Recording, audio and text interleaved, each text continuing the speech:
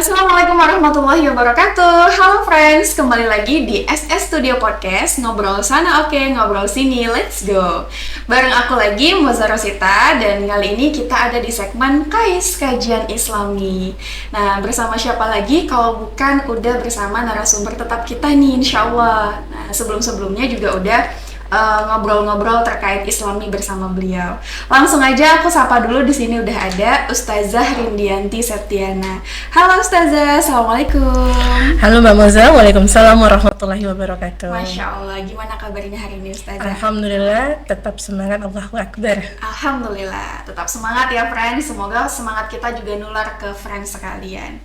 Nah Ustazah, nih kita kemarin kan ngobrolnya belum selesai ya, terkait masalah hati nih kemarin. Kalau kemarin udah campur aduk ya, bahas masalah hati. Sekarang kita mau bahas terkait baperan.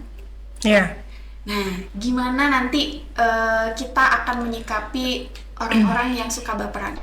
Oke. Nah, sekarang nih kan lagi banyak banget nih kita jumpai orang-orang kayaknya pada baperan deh Ustazah. Oh, masa sih? Nanti Mbak Moza kali yang lagi baperan ya. Oh iya. Jadi baperannya itu lebih ke dikit-dikit tersinggung gitu loh. Kayak misalnya meskipun ngomongnya nggak langsung ke dia, misalnya ada sindiran, terus dia ngerasa tersinggung gitu Ustazah. Iya. Anak muda sekarang juga kayak gitu nih biasanya. Oh gitu. Nah, apalagi kalau langsung kan sekarang kita juga sering dengar istilah mental illness gitu-gitu ya. Nah, itu kan banyak anak-anak muda yang mentalnya nggak kuat karena tadi gampang tersinggung gitu Ustazah. Gitu ya. Nah, itu kayaknya lengket banget deh sama kita hari ini. Kenapa sih itu bisa terjadi Ustazah? Oke, ya. Bismillahirrahmanirrahim. Alhamdulillahirrabbilalamin. Wassalatu wassalamu asrafil anbiya'i wal mursalin wa ala alihi wa sahbihi ajma'in. Amma ba'du. Nah, jadi Mbak Moza, ketika Mbak Moza tanya sekarang kenapa sih bisa mudahnya orang sekarang baperan, apakah itu termasuk mental illness atau tidak gitu ya. Jadi saya pernah satu forum dengan seorang dokter yang memang dia fokus dalam mental health ya, dalam proses penyembuhan kejiwaan, dan beliau mengatakan sebenarnya baperan itu bukanlah bagian dari penyakit mental illness gitu, bukan penyakit kejiwaan. Nah, beliau mengatakan selanjutnya dia akan menjadi suatu penyakit atau dia bisa menjadi mental illness ketika dia mengawalinya memang dari baperan. Jadi kondisi di mana dia mudah bawa perasaan, kemudian jadi manusia yang overthinking. Setelah itu karena dari awalnya dia baperan, kemudian overthinking, lalu setelah itu dia stres karena overthinkingnya, setelah itu dia depresi. Nah, itulah gejala-gejala yang akan mengarahkan dia menjadi gangguan kejiwaan. Nah, jadi sebenarnya baperan itu bukan salah satu penyakit mental illness, lebih tepatnya sih karena ngenes gitu ya. Ya, karena hatinya itu tadi yang kita sudah bahas ya di podcast sebelumnya, dia sangat sempit hatinya. Jadi dia tidak bisa berpikir positif dengan sekitarnya. Bahkan nanti kita akan bahas sebenarnya orang-orang yang punya gejala baperan atau orang yang terindikasi baperan itu apa saja. Nah, yang pertama itu adalah ketika dia tidak mampu membaca situasi sekitarnya. Jadi dia nggak bisa milah nih, ini candaan, ini seriusan, atau dia perlu untuk menegur lawan bicaranya. Dia nggak mampu membaca situasi itu, hingga bagi dia semua perkataan yang sampai kepada dia ketika dia berinteraksi dengan siapapun itu dianggapnya menyakiti dia. Semua gitu. Iya, dianggapnya itu satu hal yang sangat serius. Bahkan untuk bercanda sekalipun dianggap kenapa sih harus dicandain gitu. Padahal kan Rasulullah dengan para sahabat juga bercanda gitu, sampai ya walaupun kita tahu ya bercanda kualitasnya orang beriman itu kan tidak dalam rangka ingin melakukan penipuan atau ngeprank atau itu nggak baik kan dalam Islam, atau menyakiti. Candaannya sesama kaum muslim itu kan candaan yang membuat kita semakin bahagia ketika kita bersamanya. Misalnya, kamu hari ini cantik deh, kamu tuh gombal gitu kan, pasti ada maunya ya gitu. Jadi kan candaan yang tidak menyakiti, tidak menyinggung, apalagi memang dalam Islam juga candaan juga diatur ya. Tidak dalam rangka kita sedang membohonginya atau membuat sesuatu yang tidak ada jadi ada gitu kan, mengada-adakan, kan itu tidak diperbolehkan dalam Islam. Nah, jadi karena faktor yang pertama itu, jadi dia tidak mampu membaca situasi yang ada hari ini, apakah itu candaan, seriusan, atau dia harus menegur lawan bicaranya.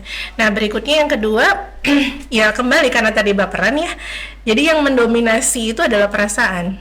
Jadi dia tidak menjadikan pemikirannya untuk menimbang sesuatu. Jadi langsung semuanya ke perasaan. Jadi setiap kalimat itu tidak difilter oleh pemikirannya, tapi setiap kalimat yang masuk ke dalam pada dirinya, ya, atau keadaan yang di sekitar itu semua yang menilai adalah perasaan. Kita udah pernah bahas juga ya. Yang memang yang pertama kali menilai sesuatu adalah hati. Tapi ketika hatinya itu sudah dalam kondisi sempit, maka dia akan mengeluarkan sesuatu yang buruk hasilnya dengan penilaian itu. Wajar dong, akhirnya baperan yang tadinya ya bisa diarahkan potensinya untuk hal yang positif, jadi baperannya tidak bisa diarahkan sesuatu hal yang positif, yang kayak negatif. Yang kan negatif apa? Ketika sudah mendominasi perasaan pada dirinya, ketika dia sudah memutuskan sesuatu, ketika dia ingin membuat suatu hal, itu semua dengan hawa nafsunya jatuhnya. Jadi dia nggak akan mempertimbangkan ini baik buruk lagi, tapi ini maunya dia atau tidak maunya dia. Padahal seorang muslim itu dituntun oleh Islam itu bukan berbuat atas mau atau tidak maunya dia, tapi dia berbuat atas ini baik dan buruk di hadapan Allah, ini sesuai atau tidak sesuai dengan syariatnya Allah atau hukum syara. Nah itu seharusnya, tapi kalau sudah terdominasi dengan perasaan, ya apa boleh buat ya. Harus maunya dia ya. Harus maunya dia. Berarti udah lebih ke nafsu ya Ustazah. Iya, dan akhirnya semua orang pun yang dianggapnya tidak sesuai dengan maunya dia, karena perasaan yang sudah memutuskannya, buruk berarti. Itu tidak baik sama dia. Dan akan mudah sekali baperan. Dan orang yang seperti ini, bayangkan Mbak Moza, kalau berada dalam satu tim, apakah itu tim kerja, apakah tim dakwah, ataupun gitu ya, dalam tim komunitas, ataupun dalam persahabatan, ya, lingkar persahabatan, ini adalah orang yang paling buat kita tuh jadinya suka apa ya kalau kita bilang sih troublemaker, yang selalu buat masalah gitu, yang harusnya nggak dimasalahin sama dia dimasalahin. Yang perkara misalnya nih cari tempat untuk duduk saja, ketemuan ngumpul, nanti tuh kalau yang model yang baperan itu, kenapa sih di sini, kenapa sih, kan panas, kan ada matahari kan, ya Rahim gitu ya. Jadi semua disalahin gitu. Masalah perkara tempatnya yang begini, yang begitu, segala macam, yang harusnya sebenarnya tidak harus dipermasalahkan. Itu dari sisi masalah tempat. Belum lagi misalnya dalam kerjasama, orang yang baperan, dia akan memunculkan suatu hal yang begini, selalu kalimatnya begini. Makanya saya tuh ketika karena saya sudah lama berorganisasi, baik dari saya dulu masih kuliah, saya berorganisasi, ada yang saya temukan orang seperti ini. Ketika kita mau menyampaikan atau kita sedang merumuskan suatu proyek ya, atau kerja gitu ya, proyek bersama yang kita sudah sampaikan, ini peluangnya begini, kita akan begini, kita akan begitu, dan insya Allah kita akan menghasilkan yang seperti ini. Nah, orang yang baperan ini biasanya kan dia tidak bekerja dengan pemikirannya, dia tidak memfungsikan akalnya dengan baik gitu ya, walaupun sudah Allah berikan akal. Karena sudah mendominasi perasaan, karena dia tadi menimbangnya antara mau dan tidak maunya dia kan bilang begini, itu kayaknya susah deh, berat banget deh buat begitu, terlalu ribet. Pesimis ya? Iya, dia cenderung akan mematahkan setiap apa yang sudah kita programkan, yang sudah kita rancang, cenderungnya begitu. Dan orang seperti ini itu enggak seharusnya kita masukkan dalam tim kerja, tim dakwah, dan pertemanan kita. Kenapa? Dia berdampak tidak baik sama kita. Makanya orang baperan ini akan menularkan sesuatu yang enggak bagus. Kebayang nggak? Kalau kita berteman yang isinya semuanya orang baperan, kita akan bingung menempatkan diri kita jadinya. Ketemu sama dia, kita harus menahan-nahan karena dia nggak suka dibeginin. Ketemu sama si itu juga dia orangnya begini, kita kebayang nggak ribetnya hidup kita dengan dikelilingin orang yang seperti itu. Karena apa? Mereka selalu mengeluarkan bukan vibes positif tapi negatif buat kita. Harusnya mereka yang sadar atas diri mereka karena yang tadi terlalu mendominasi perasaan hingga tidak dikaitkan dengan pemikiran, itu akan menyusahkan orang lain. Tapi akhirnya kita yang sangat terlunta-lunta gitu harus belajar bagaimana memahami dia. Makanya orang baperan itu banyak menuntut. Dan salah satu yang mereka tuntut adalah untuk dipahami. harus ngertiin. Pernah nggak dengar atau tahu nggak Mamoza, atau pernah nggak ketemu sama orang yang selalu bilang, iya kamu nggak di posisi aku, coba kamu ada di posisi aku. Pernah banget. Itu baperan banget itu. Kamu nggak ngerti rasanya jadi aku. Benar. Kita kalau menyikapi masalah, apalagi itu bukan masalah pada diri kita tapi ada orang lain, kita nggak perlu jadi dia dulu untuk mengetahui masalah itu. Karena nggak semua orang itu dikasih masalah yang sama. Benar. Yang harusnya kalimat yang keluar dari orang yang seperti ini yang punya masalah kepada kita adalah, kamu punya saran nggak untuk bantu aku menyelesaikan masalah ini? Kita tidak akan menuntut orang untuk merasakan hal yang sama dengan kita, karena nggak akan bisa rasa yang sama. Karena Allah ciptakan manusia dengan beraneka ragam, ya wajah fisiknya saja berbeda, ditambah lagi masalah hidupnya juga Allah berikan berbeda-beda. Walaupun nanti solusinya sama, ya pakai Islam juga. Cuman kan pernah saya sampaikan, dalam Islam itu setiap amal ada cara menyelesaikannya, setiap amal ada obatnya masing-masing gitu. Tinggal kita mau mengambil yang mana nih untuk masalah yang seperti yang ini kita bahas adalah baperan. Nah, jadi orang yang seperti itu tuh akan selalu banyak menuntut sama kita. Dia berpikir hidup dia yang harus dimengerti. Orang lain mau gimana ya udah terserah dia. Makanya kita diminta untuk selalu menjaga perasaan dia. Terus pertanyaannya, kalau hanya dia saja yang diminta dijaga perasaannya, emang kita nggak punya perasaan, Bang Musa? Nah, bukan berarti kita jadi baperan juga ya? Enggak, bukan begitu. Maksudnya begini, kita harus memposisikan atau menempatkan diri kita. Kalau kita hari ini ingin diperlakukan baik, maka perlakukanlah baik pula orang itu, gitu. Kan Rasul mengatakan, kamu sebagaimana kamu memperlakukan orang lain. Kita kata Rasulullah SAW. Nah, jadi kalau begitu, ketika tadi dia sudah punya masalah dengan dirinya, dengan perasaannya, segera diperbaiki, segera diobati masalah itu. Ya, nanti kita akan bahas sih bagaimana cara penanganannya ya untuk mengatasi baperan. Itu yang kedua. Kemudian yang ketiga itu terlalu percaya kata-kata orang lain. Jadi dia mudah tersugesti dengan kalimat orang lain. Kamu tahu nggak, kamu tuh dikatanya kata dia itu kamu tuh begini-begini. Masa sih aku gitu? Kok bisa ya orang tuh nilai aku begitu? Nih, terlalu mempercayai kata-kata orang lain. Bukan berarti kita nggak boleh percaya kata orang lain, tapi kita itu diajarkan dalam Islam ya, selain ya kata orang-orang yang solihah ya, orang-orang yang dekat dengan Allah ya, kita para ulama. Nah, insya Allah ya kata-kata mereka kita pegang sebagai bagian dari untuk menjalani kehidupan ya. Kata-kata mereka insya Allah berisi hikmah, berisi nasihat, mengingatkan kita kepada Allah dan Rasulnya. Nah, tapi kata-kata orang lainnya semua nggak melihat statusnya orang itu siapa, itu diterima semua sama dia bulat-bulat. Nggak difilter. Tidak difilter. Akhirnya siapa yang capek? Perasaannya. Benar. Akhirnya dia bilang gini, saya udah buat ini tapi kata orang katanya nggak bagus, saya buat begini katanya nggak bagus. Makanya ada kalimat begini, kalau kita sibuk dengan perkataan manusia, benar, terus kita akan lihat banyaknya perbedaan mereka menilai kita. Akhirnya kita jatuhnya tidak akan mau berbuat apa-apa. Ya, ini ada satu kisah antara anak dengan ayahnya yang bawa keledai. Yang keledainya itu bawa barang. Yang ketika kata orang, kan nggak kasihan ya mereka sama keledainya. Udah keledai itu bukan adalah tunggangan yang kuat. Dia bawa barang, ditambah mereka keledainya harus dinaiki oleh ayah dan anak ini. Memang ayah dan anak tidak punya perikayawanan gitu ya. Perkataan manusia itu orang kan. Benar. Akhirnya mereka turun lah, si bapaknya turun. Nah, terus orang lihat lagi, kasihan keledainya masih berat menanggung beban, ada anaknya sama barang bawaan yang dibawa, udah anaknya turun. Akhirnya dua anaknya dia dan anaknya turun, tinggallah beban itu di keledainya. Terus ada yang ngomong lagi, percuma udah bawa keledai tapi nggak dinaikin. Allah Rahman gitu ya. Nah, itulah dia terlalu sekali percaya. Dia seringkali menyerap seluruh perkataan orang-orang ini tanpa dia tahu bagaimana setiap perkataan itu, apakah itu harus dia ambil atau tidak dia ambil.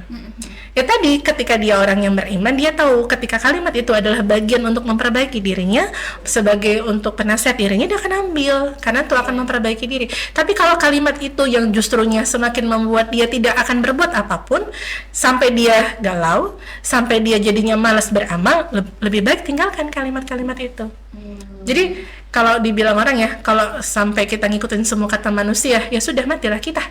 Kan sampai begitu akhirnya, kan ada anggapan begitu ya. Karena kalau ngikutin kata manusia itu nggak akan ada habisnya. Tapi kalau kita mengikuti kata Allah, maka kita akan sampai kepada pahala dan surganya Allah. Gitu. Berarti ada banyak faktor eksternal tadi ya, Banyak. dan juga diri kita sendiri Iya. ya, yang terlalu Jadi bermula dari diri yang dapat rangsangannya yang nggak baik juga gitu kan. Iya, benar-benar. Nah itu pengaruh. Jadi ketiga hal inilah yang dikatakan mengapa akhirnya orang bisa atau sering baperan gitu ya, karena ketiga. Dan ditambah lagi suasananya. Oke. Karena kita bukan Sekarang hidup ya, dalam suasana yang selalu dikelilingi dengan keimanan, tapi semua suasana yang atmosfer kehidupan kita hari ini itu dikelilingi dengan suasana yang tadi ya penuh emosional, ingin mendapatkan sesuatu dari sisi materi, asas manfaat gitu ya. Ditambah lagi suasananya itu adalah suasana di mana kita saling, bukan fastabul khairat, tapi saling unjuk ya, kalau kita bilang flexing ya. Unjuk kehebatan, pamer, ya kan? Keakuan diri. Jadi kita tuh bukan diminta, kita tidak digiring untuk tadi menjadi orang yang pribadi yang tawaduk, jadi orang yang menjaga keizahannya, jadi orang yang bijaksana. Enggak, kita nggak digiring gitu. Ini adalah suasana sistem yang hari ini kita kenal sebagai sistem sekulerisme ya, memisahkan agama dari kehidupan, dan sistem kapitalisme yang selalu mengumbar satu kekayaan, mengumbar keakuan dirinya, ya itu hal yang sebegitu. Makanya ada istilah pansos ya, panjat sosial ya, ada istilah numpang beken, ada istilah seleb TikTok, seleb Instagram, yang semuanya tuh ya semuanya mau jadi idola, semuanya mau jadi trendsetter untuk popularitas. Nah akhirnya dengan suasana yang demikian ini, itu semakin menggejala orang-orang baperan. Benar-benar, karena harus selalu merhatiin perkataan netizen ya. Iya, dan biar agar Mbak Moza tahu ya, ada penyakit ternyata hari ini yang dialami oleh kalangan kondisi manusia hari ini ya, di dalam sistem kapitalisme, baik dari kalangan Gen Z, milenial, dan kalangan orang tua. Ada penyakit ketika mereka bermedia sosial, tidak di like, tidak di share, itu mereka akan uring-uringan, mereka akan nangis. Bahkan ketika di ban YouTube-nya, ketika di ban Facebook-nya, ketika di ban Twitter-nya, mereka akan jadi manusia yang sangat gelisah dan galau-nya luar biasa. Benar, karena kehilangan. Benar. Makanya Mbak Moza pernah nggak lihat ada orang yang ketika sudah buat status, dia akan terus ngecek berapa like-nya, siapa yang nge-like, berapa yang komentar. Itu penyakit ternyata. Dan inilah penyakit yang ditemukan di era disrupsi hari ini. Iya, benar. Ya, tergerusnya akidah, mental yang akhirnya rapuh. Nah, itu jadi baperan. Apalagi misalnya ada yang biasa nge-like dia, nggak nge-like dia, kenapa ya si sosok ini nggak nge-like aku lagi, terus dia langsung overthinking, apakah dia udah nggak suka aku lagi. Ini perkara media sosial Mbak Moza. Makanya kalau orang yang tidak cerdas bermain media sosial hari ini, itu bisa jatuhnya kepada bukan hanya baperan, tapi bundir. Karena tidak mendapatkan lagi perhatian dari orang lain lewat media sosial. Dia tidak di-like, dia tidak dikomentari. Makanya kadang-kadang ada yang bilang gini, aku udah capek buat status tapi nggak ada yang komentarin aku gitu. Aku udah buat status tapi nggak ada yang like-in aku. Jadi dia fokusnya itu di situ. Subhanallah. Coba, ya. Ini dari awalnya dia kan baperan itu. Iya, benar-benar. Padahal kita buat status, mau orang nge-like tidak nge-like juga bukan masalah di kita. Iya. Hidup kita itu di dunia nyata, Mbak Moza. Benar. Bukan di dunia maya. Tapi sekarang hari ini, semua orang pengen tenar, pengen kenal, pengen jadi trendsetter semua di dunia maya. Hingga akhirnya dunia nyatanya dia tinggalkan, jadilah kehidupan kenyataannya dia menjadi orang-orang yang tertinggal.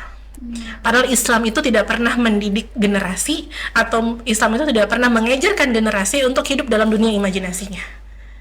Dia bisa berimajinasi, tapi imajinasinya akan dia buktikan, akan dia dibuat jadi nyata. Seperti tahu siapa? Muhammad Al-Fatih. Oh iya, iya. Ketika beliau disampaikan oleh gurunya, ada satu hadis Rasulullah yang ini belum ada yang membuktikan hadis ini.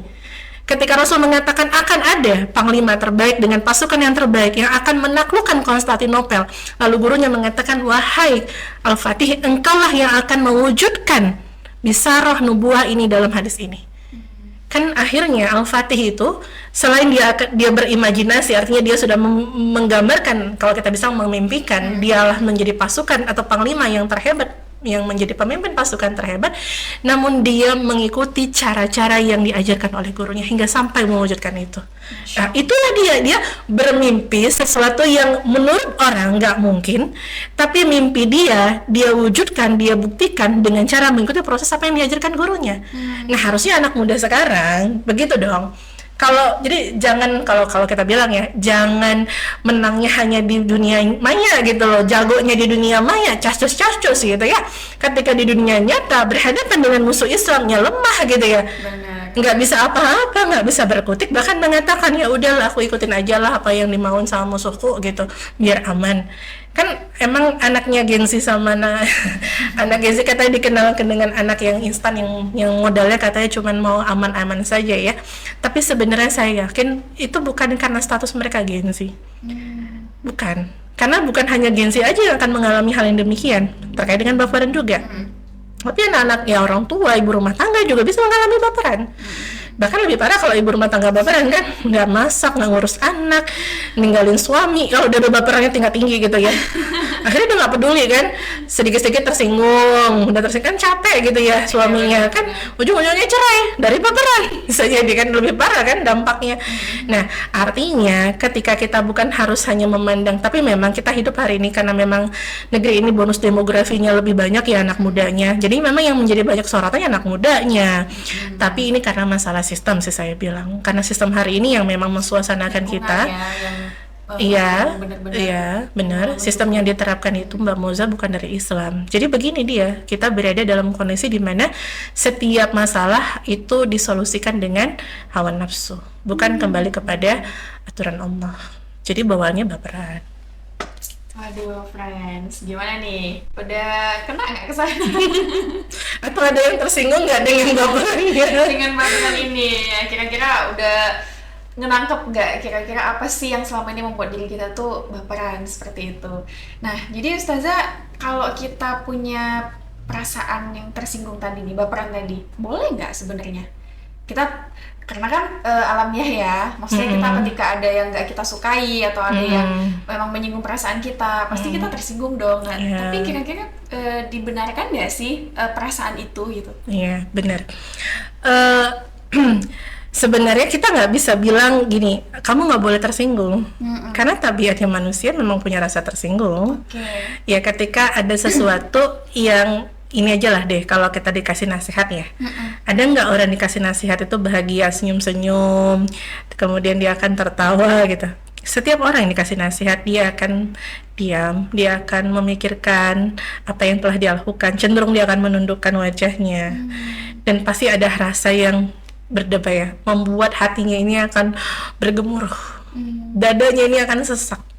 Karena nasihat itu, tabiatnya nasihat adalah bagian dari membongkar masalahnya, kemudian mengkritik masalahnya, kemudian disolusikan dengan Islam. Yang saat itu dia belum memahami Islam yang harus yang mana yang dia ambil solusinya gitu. Saat itu dia belum memahami pemahaman Islam, bisa jadi begitu.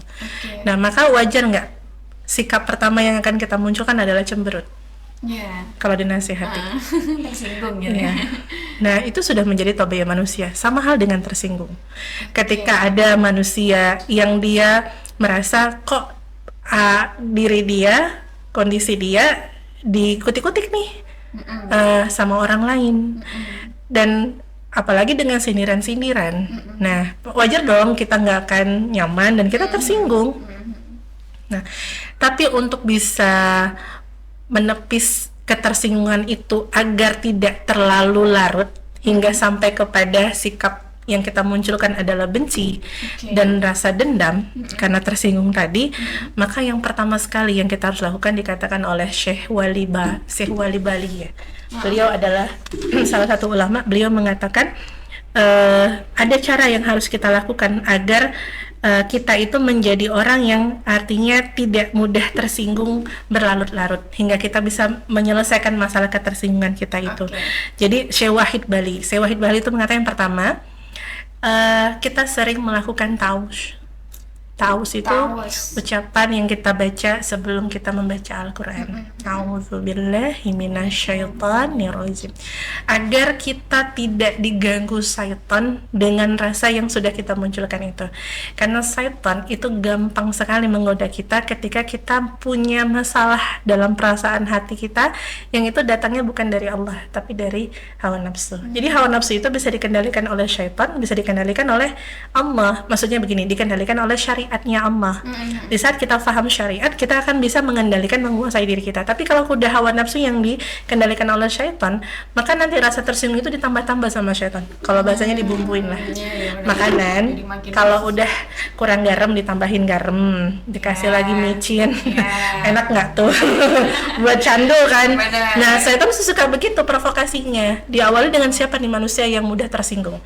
Siapa nih manusia yang mudah berperan? Dia akan terus menambah-nambah itu. Maka kita mengawalinya dengan selalu mengingat untuk membaca taus. Nah, kalau udah rasa ada nih, aku tersinggung loh dalam hati misalnya gitu ya, langsung istighfar, kita baca a'udzubillahi minasyaitonirrajim. Jaga ya Allah, jaga diri kita dari gangguan setan yang terkutuk. Itu yang pertama. Yang kedua, kemudian mengingat besarnya pahala orang yang bisa menahan luapan marah karena tersinggung. Jadi orang yang dia bisa menahan dirinya dari amarah, Allah balas dengan apa? Surga. Kan itu hadis yang sering dihafal sama anak-anak TK ya. Jangan marah, bagimu surga gitu. Iya. Jadi kalau misalnya kita bisa ngingetin orang, jangan mudah marah gitu ya. Kan awal marah itu kan dari ketersinggungan. Nah biasanya begitu kan, saya tersinggung, saya jadi marah gitu kan. Ingat pahala besar bagi mereka yang menahan luapan marah mereka.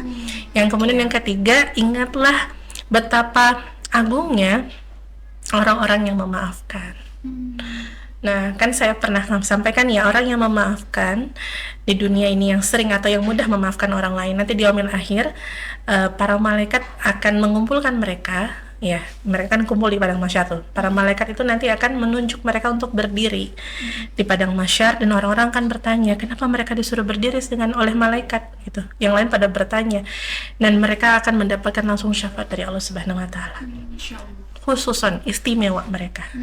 Jadi syafaat langsung Allah turunkan kepada mereka di yaumil akhir. Kan itu suatu hal yang agung, yang besar ya. Jadi kalau kita mudah memaafkan, jadi orang yang pemaaf, nggak mudah tersinggung. Nah, sekarang masalahnya, masalah nih Mbak Moza. Kebanyakan di kita itu susah memaafkan. Betul. Karena apa? Coba Mbak Moza tahu nggak? Ini sembari saya yang nanya lagi nih. Susah memaafkan. Karena apa? Karena hatinya udah sempit. Oh, dia kaitannya sama yang lalu. Pintar ya Mbak Moza ya. Hatinya udah sempit kan, jadi sulit dia punya rasa maaf itu untuk siapapun. Benar.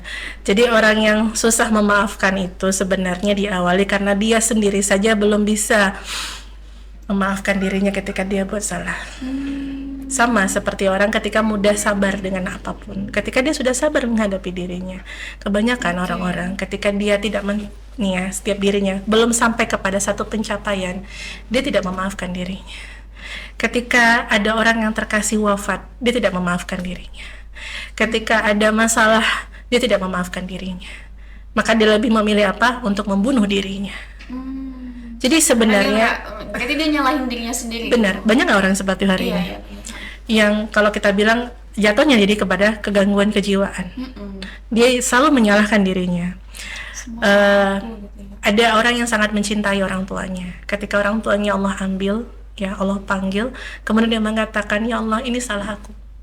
Kenapa dulu saat orang tuaku ada, aku tidak selalu bersama dengan orang tuaku? Kenapa aku tidak selalu membersamai ketika dia sakit, aku selalu pergi atau segala macam lah gitu. Dia menyalahi dirinya. Nah, Padahal orang tuanya mau dibersamain, orang tuanya dirawat sama dia, ya tetap orang tuanya itu milik siapa? Benar. Allah.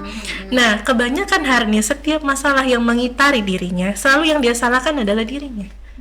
Ini salahku, ini salahku. Ini gara-gara aku nih. Ini masalahnya karena aku, hingga akhirnya orang nggak mau lagi begini segala macam.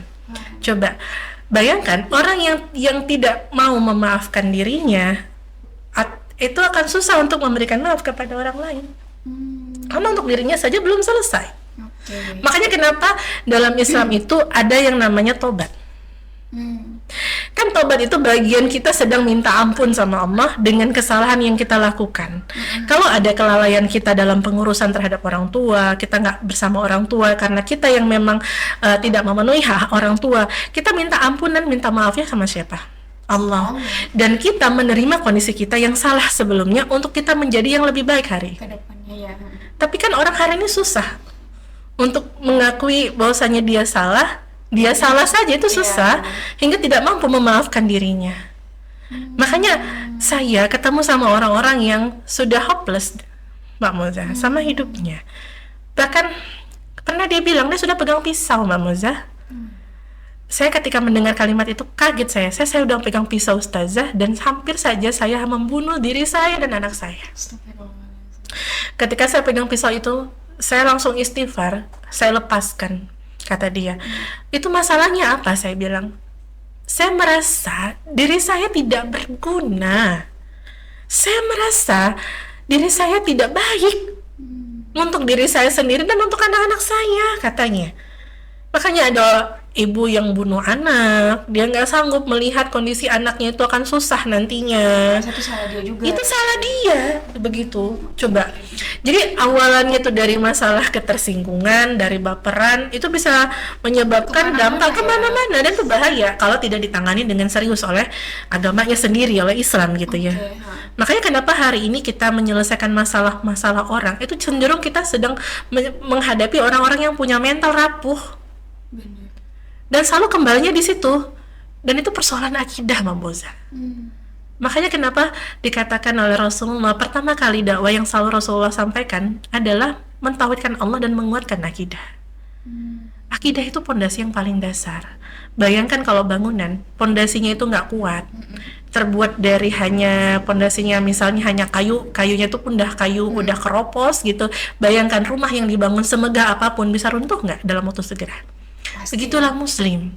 Ketika akidahnya nggak kuat, belum terurai pembahasan yang kita sudah bahas sebelumnya, Aqdatul Kubronya, permasalahan mendasar dalam dirinya, dari mana dia berasal, dalam hidupnya untuk apa, setelah kehidupan dia akan kemana, belum selesai pertanyaan itu dan dia tidak mampu menguraikannya, terus meneruslah dia akan menjadi manusia yang akan mudah baperan. Dari sisi potensi negatifnya, dia akan terus menerus bisa merasakan ketersinggungan dimanapun dia berada, dan dia akan susah hidup, dan dia merasa dia susah hidup bersama dengan manusia.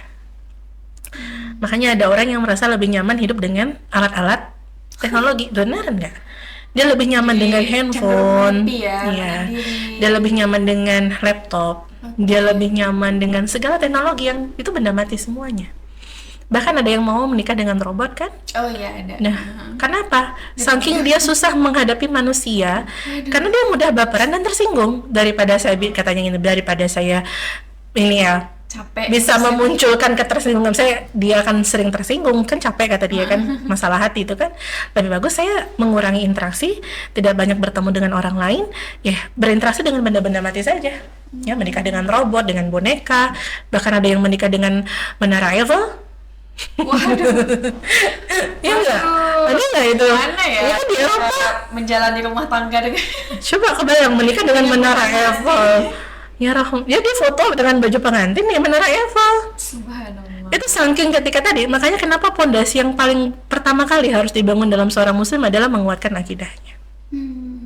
Pelajaran akidah itu bukan pelajaran sekedar ilmu pengetahuan, tapi itu adalah bagian yang harus kita pelajari dan kita amalin gitu, ilmu amal gitu. Berarti itu problem utamanya lah yang harus dia selesaikan dulu, karena itu menyangkut diri dia sendiri ya. Iya, ada nih ulama mengatakan begini, Mbak Moza, Ada Syekh Asy'adi, beliau dalam kitabnya Durroh Salafiyah, beliau mengatakan begini, sebaik-baik manusia adalah orang yang tunduk mengikuti ajaran Rasulullah SAW, lalu menjadikannya dia murkanya dia atau pembelaannya dia itu karena dalam kondisi mempertahankan kebenaran dari rongrongan kebatilan. Jadi tersinggungnya dia kalau di hadapan dia ajaran Islam yang dihinakan.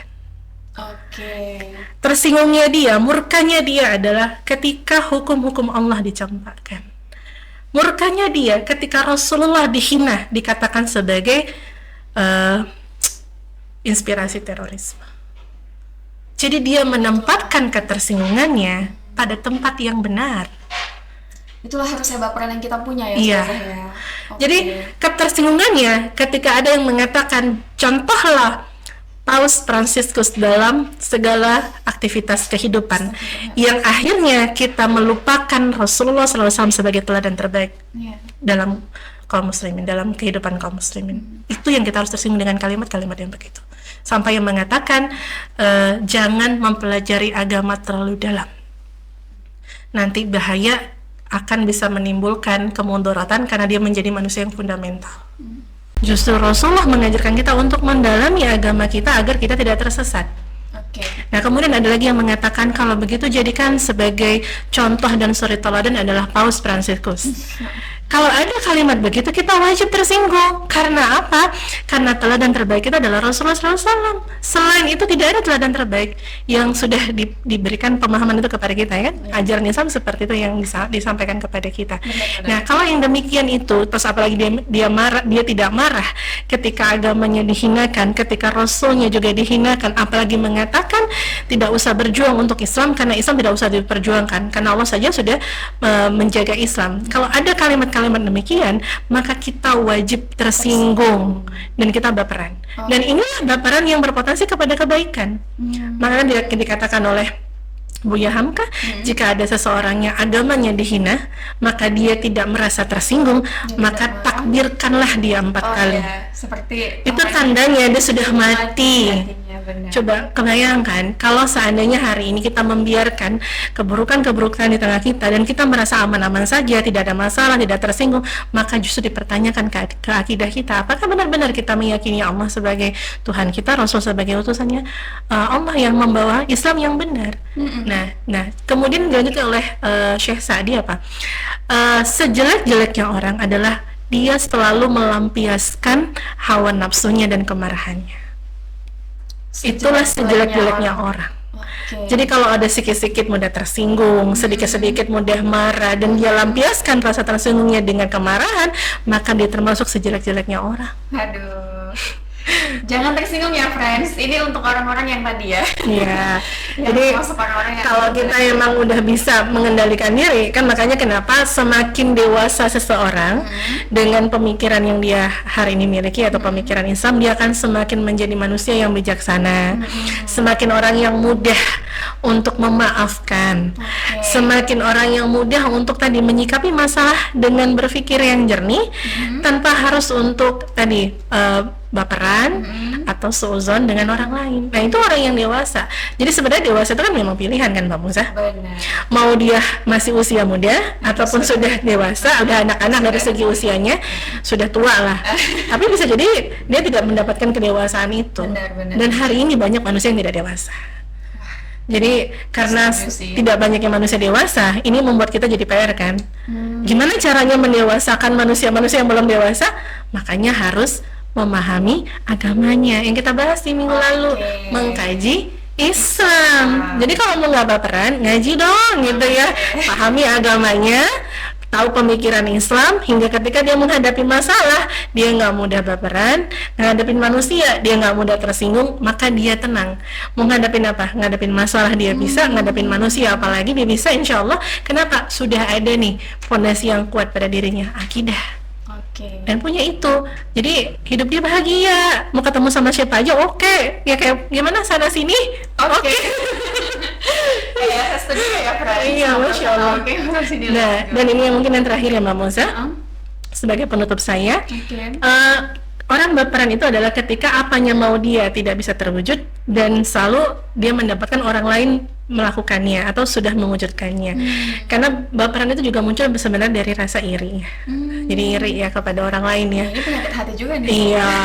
Nah, Nggak suka dengan kesuksesan. kalau iri dalam perkara kita lihat ada kebaikan di dia dan kita berharap seperti dia gitu ya, itu boleh dalam Islam. Oke. Misalnya nih, bagus banget ya, dia tuh pintar banget, dia bisa menjelaskan pemahaman agama dalam kalimat-kalimat yang mudah kita pahami gitu ya, pintar banget, terus pasti wawasannya tuh luas banget ya gitu ya. Iri tuh dalam kebaikan ilmunya, maka kita termotivasi untuk ikut bersama dengan dia gitu. Tapi ada iri yang itu diharamkan.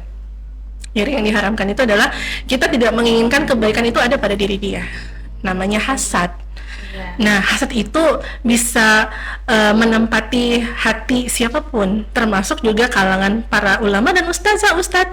Oh, Jadi hasad itu macam-macam bentuknya. Kalau di kalangan para ulama, misalnya dia nggak senang kalau para jemaah tuh rame ke ulama yang si A misalnya. Waduh. Dia akan ngomong ke jemaahnya, jangan datang ke ulama si A misalnya. Kenapa? Iya, dia tuh tidak bagus, dia jelek-jelekanlah ulama A. Itu hasad. iya. Jadi itu terjadi sekarang. banyak. Iya. Jadi makanya sesuai dengan di mana dia berada, hasad itu. Kalau di kalangan para penuntut ilmu misalnya, hasad misalnya, di mana dia mau menjatuhkan lawannya supaya dia tidak lagi dianggap baik di hadapan yang lain. Sama-sama pelajar kan. Nah, dia ngambil cara yang curang, misalnya masuk kampus tapi dengan cara ordal misalnya kan gitu. Nah, sementara yang berprestasi nggak bisa masuk kampus gitu ya. Kenapa? Karena ada orang dalam ya. Jadi hasad itu beraneka ragam sesuai dengan di mana dia berada. Oke. Jadi makanya sesama ustadz itu juga bisa hasad, sesama ustazah bisa hasad, sesama teman juga bisa hasad. Yang teman sepermainan yang biasa deket ketika lagi ngumpul rame makan, dia baik-baik aja gitu ya. Tapi ternyata dalam dirinya menyimpan hasad gitu. Kenapa? Kok dia aja sih yang traktirin gitu? Aku juga bisa sih kalau traktirin gitu. Kenapa sih Allah tuh ngasih kekayaan ke dia aja? Kenapa ke aku enggak gitu? Jadi pokoknya tapi dia makan juga gitu makanan traktirannya. Berarti hati dia yang bergumul tadi. Iya, makanya kembali ya, kita berbuat itu tujuannya untuk apa sih? Kalau tujuannya untuk mendapatkan ridho manusia, ingatlah, kalau tujuannya untuk mendapatkan keridhoan atau pujian dari manusia, maka tidak akan tergapai sampai kapanpun. Oke. Tapi kalau tujuan kita ingin dapat ridho Allah, insya Allah tujuannya pasti akan sampai. Jadi bayangkan, untuk dapetin ridho manusia itu susah. Kita harus sesuai dengan apa yang dia mau. Harus sesuai dengan ekspektasinya mereka. Iya. Gitu. Tapi kalau untuk dapetin ridhonya Allah, kita akan mudah mempelajari bagaimana Allah meniti kita atau membimbing kita ketika engkau bertakwa kepadaku, takut kepadaku, ketika engkau mengamalkan syariatku, engkau tunduk dengan ajaran Rasul yang dibawa, ya, ajaran Rasul yang dibawa itu adalah Islam, maka engkau akan mendapat kemenangan kata Allah. Ini Allah kabarkan dalam Quran surah Al-Asr ayat 7. Masya Allah. Ayat 7 Al-Asr ya, ayat 7. Jadi kebayang ya kalau sudah kita merasa kita sekarang hari ini hidup butuh Allah, kita hari ini hidup butuh kebahagiaan, maka hidup kita nggak akan lagi tersibukkan dengan masalah baperan dan ketersinggungan. Bayangkan orang yang sibuk dengan masalah baper dan ketersinggungan, dia menjadi orang-orang yang terbelakang. Sementara orang yang sudah selesai dengan masalah dirinya, dia bisa menatap masa depan, dia akan menjadi orang yang luar biasa, berkontribusi, dan dia bisa berkarya terbaik untuk Islam, untuk dirinya, untuk agamanya. Masya Allah. Berarti dia jadi berperan, artinya Iya, punya peran penting. iya. Makanya orang nggak akan bisa berperan kalau belum selesai baperannya. Oke, catat tuh friends. Jadi jangan sampai kita punya baperan yang dalam konotasi negatif tadi ya, Iya. Ustazah. Ternyata kan kita ada singgung juga tadi baperan yang ternyata diperbolehkan. Betul. Seperti tadi ya kan, kalau misalnya agama kita dihinakan, padahal itu yang pertama harus kita pahami gitu. Kok bisa ya sekarang malah baperannya bukan yang ke situ gitu ya? Bukan, baperannya kalau denger lagu. Nih kalau sedih nyari lagu yang sedih, tambah sedih. Iya. Kalau lagi dalam masalah cari lagu yang punya masalah dengan dia, Ditambah sedih. cuaca hujan. Iya, dia malah mencari hal yang demikian. Makanya kenapa sekarang kalau seneng cari nyanyian, kalau sedih nyari nyanyian, kayak kita kebayang gini. Kayak orang India ya. bukan kayak orang dia, kayak agama kita tuh kayak nggak punya landasan gitu, kayak nggak punya panduan gitu. Kan kita kembali, kan kita udah bahas ya. Kalau kita memegang Al-Quran itu kan sebagai syifa, dia obat, sebagai huda, sebagai petunjuk. Jadi orang yang beriman itu mencari Al-Quran, kembalinya ke Al-Quran. Tapi kebayang sekarang anak muda hari ini kalau dalam kondisi yang sedih, yang dalam kondisi larut, cari senja, cari kafe yang menenangkan, yang musiknya adalah musik akustik, yang itu lagu-lagu melo, coba. Oke, benar. Akhirnya selesai nggak masalah baperannya? Tidak. Enggak, terus larut dengan Malah baperannya. semakin dalam dong. Iya, makanya sekarang kan ada istilah ya, ada mengelompokkan anak senja, kemudian ada yang mengelompokkan ya kan anak kafe gitu ya, anak pantai, anak gunung gitu. teh. Iya. Banyak banget ya. Jadi dengan itulah akhirnya akhirnya tuh melazimkan gitu ya, bahwasanya ya memang kita harus ditersuasanakan dengan segala hal, padahal bukan suasana itu yang harusnya mensuasanakan kita, tapi kitalah yang mensuasanakan keadaan. Oke, benar. Dimanapun kita berada, bahkan di setiap malam-malam kita dalam tahajud kita, harusnya itulah sebagai tempat terbaik kita, bukan melihat karena rumahnya reot jadi kita nggak nyaman di rumah itu, tapi bukan di situnya, tapi karena si penghuninya, si dirinya ini yang bisa mensuasanakan rumah itu. Mbak Moza pernah nggak lihat ada satu tempat yang megah, tapi ketika kita masuk, Mbak Moza itu nggak nyaman? Pernah nggak ngerasain kayak gitu? Rumah megah nih ya. Atau hotel atau apapun yang Gimana? kita tuh malah yang udah kita wah aja, tapi kok nggak tenang gitu ya, iya nggak ada rasain sesuatu. Tapi ketika Mbak Moza datang ke suatu tempat, yaitu musola kecil yang itu dalam kondisi tenang, musolanya di sana banyak orang yang mengkaji Islam, banyak orang yang baca Al-Quran, dan Mbak Moza ketika masuk, Masya Allah gitu, Mbak Moza bahagia melihat kondisi itu. Jadi ternyata bukan kondisi itu yang harus menenangkan kita atau tempatnya yang menenangkan kita, tapi kita yang mensuasanakan tempat itu. Dengan apa? Dengan vibe positif yang kita bawa. Makanya saya bilang kan, kalau ketemu sama teman-teman yang punya vibe positif, bawanya bahagia terus nggak? Benar. Ketemu dia tuh kayaknya nggak pengen jauh deh. Kenapa? Asal ngomong pasti bawanya solusi, nyelesain. Coba ketemu sama orang yang baperan, ih kalau bisa hari ini usah ketemu deh gitu. Kenapa? Bisa Pengen menghindar ya. karena katanya gini, kalau di anak muda ya, kalau udah vibes-nya udah yang negatif, maka itu akan mempengaruhi segala amal di hari itu. Maka nggak enak aja dia ngejalanin agama atau ngejalanin aktivitasnya. Kenapa? Udah ketemu sama yang nggak enak duluan. Kan ada yang begitu ya. Iya. Orang yang kemudian Iya, gitu. benar-benar. Nah, orang yang kemudian itu harus dijaga. Jangan ketemu sama yang kemudian juga, bahaya nih, ngerjain sesuatu nggak selesai karena sama-sama mudi. Nah, makanya orang mudian itu disandingkan sama orang yang selalu positif berpikirnya. Jadi si mudi ini bisa menyelesaikan mudiannya. Kebayang ini, Mbak Moza mau nulis, nunggu kalau lagi enak, lagi hati nyaman baru nulis. Sementara amanah nulis atau aktivitas menulis harus tiap hari. Jadi gimana? Itu bagian aktivitas dakwah misalnya dengan bos tuh. Jadi dia nunggu suasana tenang dulu baru nulis. Oke. Terus dakwahnya bakal lancar nggak kalau gitu lewat tulisan? Bakal ya, Banyak kan akhirnya ya tertunda kan. terbengkalai ya. Nah, misalnya podcast, Mbak Moza nunggu mudi dulu, nunggu enak dulu hatinya baru podcast nih kita di SF Studio. Kebayang nggak? Berarti kita nggak akan lagi podcast nunggu Mbak Moza selesai dulu dengan mudiannya. Nyebelin nggak orang yang seperti ini? Dia akan menghancurkan segala Benar. apa yang kita ingin tujukan, apa yang kita tujukan itu akan menghancurkan segalanya. Makanya orang baperan nggak akan bisa ada di dimanapun untuk bisa menyelesaikan masalah. Berarti dia nggak akan bisa bertahan hidup dengan baik ya, Ustaz? Iya kan, saya bilang troublemaker. toxic ya. Dia selalu jadi toksis, jadi troublemaker buat masalah. Dan makanya ini harus kita selesaikan, bukan untuk kita jauhi sih, tapi kita bantu menyelesaikannya. Kita rangkul. Kita kasih paham ya. Iya, dan jangan lupa untuk selalu dengerin kajian kita di Benar. SF Studio Podcast. Podcast. Kais ya. Iya. Friends ya. Oke, Masya Allah, tabarakallah, alhamdulillah, lagi-lagi tertenangkan hati ini karena masih menyangkut dengan hati ya Ustazah. Kayak semua yang kita bahas itu masuknya ke Masya hati Allah. deh. Iya. Yang kayak gini-gini sih yang harus kita masukkan ke dalam hati kita, lalu kita pahami dan kita amalkan. Benar. Makanya insya Allah ketenangan yang disampaikan Ustazah tadi terrealisasikan ya Ustazah ya. Amin, amin. Masya Allah. Jazakillah khair Ustazah Wah, untuk iya, hari Mbak ini. Moza. Terima kasih banyak. Friends juga terima kasih banyak. Jangan lupa untuk tonton podcast ini sampai akhir dan jangan lupa subscribe buat kamu yang belum subscribe. Yang paling penting jangan lupa untuk di-share dan insya Allah semoga ini menjadi amal jariah dan ilmu yang bisa kita amalkan. Dan semakin banyak orang-orang yang terpahamkan ya Ustazah ya, Amin. tersadarkan juga ya bahwasanya yang paling penting untuk kita pahami adalah agama kita sendiri dulu sebenarnya. Oke friends, terima kasih banyak udah menonton podcast hari ini dan jangan lupa untuk di-subscribe, di-like, dan juga di-komen serta di-share sebanyak-banyaknya. Kita ketemu lagi di podcast episode selanjutnya. Assalamualaikum warahmatullahi wabarakatuh.